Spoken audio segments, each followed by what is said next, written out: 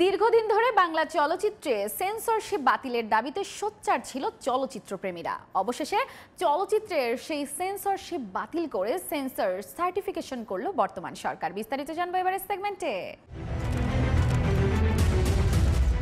চলচ্চিত্র নির্মাতাদের কাছে আতঙ্কের নাম ছিল সেন্সর বোর্ড। নির্মাণ শেষে সেন্সর বোর্ডে জমা দেয়া হতো প্রতিটি সিনেমা। বোর্ডের সদস্যরা দেখে জানাতেন সিনেমাটি মুক্তির উপযোগী কিনা। সদস্যদের মতামতের ভিত্তিতে দেয়া হতো সেন্সর সার্টিফিকেট। এরপরই প্রেক্ষাগৃহে মুক্তি দেওয়ার অনুমতি পেতেন নির্মাতারা। তবে সবসময় এত সরল হতো না এই প্রক্রিয়াটি। অনেক সময়ই নানা শর্তের বেড়াজালে আটকে দেয়া হতো সিনেমা। চলচ্চিত্র সংশ্লিষ্ট ব্যক্তিরা দীর্ঘদিন ধরে সেন্সর বোর্ড বিলুপ্ত করে সার্টিফিকেশন বোর্ড চালুর দাবি করে আসছিলেন। এই দাবির পরিপ্রেক্ষিতে 2023 সালে করা হয় বাংলাদেশ চলচ্চিত্র সার্টিফিকেশন আইন। তবে নীতিমালা চূড়ান্ত না হওয়ায় আগের সেন্সর বোর্ডই চলমান ছিল।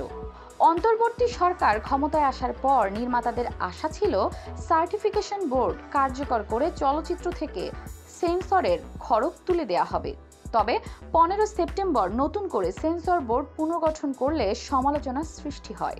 তথ্য ও সম্প্রচার উপদেষ্টা নাহিদ ইসলাম তখন জানিয়েছিলেন, সেন্সর শব্দটি বাদ দেওয়ার সিদ্ধান্ত নেওয়া হয়েছে।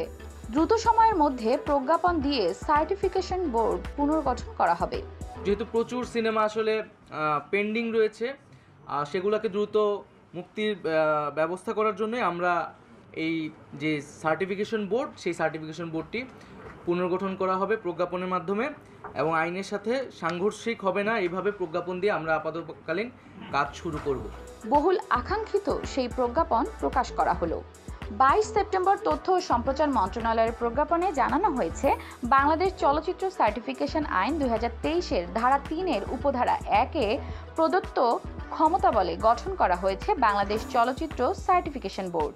15 সদস্যের এই বোর্ডে রয়েছেন চলচ্চিত্র নির্মাতা ও গবেষক ডক্টর জাকির হোসেন রাজু, প্রযোজক ও পরিচালক রফিকুল আনোয়ার রাসেল, প্রযোজক ও পরিচালক জাহিদ হোসেন, চলচ্চিত্র সম্পাদক ইকবাল এহসানুল কবির, পরিচালক খিরিজ হায়াত খান, তাসমিয়া আফরিন মৌ ও অভিনেত্রী কাজী নওশাবা আহমেদ। এছাড়া পদাধিকার বলে রয়েছেন তথ্য ও সম্প্রচার মন্ত্রণালয়ের সিনিয়র সচিব, একই মন্ত্রণালয়ের অতিরিক্ত সচিব, আইন ও বিচার বিভাগের সিনিয়র সচিব, প্রধান উপদেষ্টার প্রেস সচিব, জননিরাপত্তা বিভাগের প্রতিনিধি, বিএফডিসির ব্যবস্থাপনা পরিচালক, চলচ্চিত্র পরিচালক সমিতির সভাপতি এবং চলচ্চিত্র সেন্সর বোর্ডের ভাইস চেয়ারম্যান।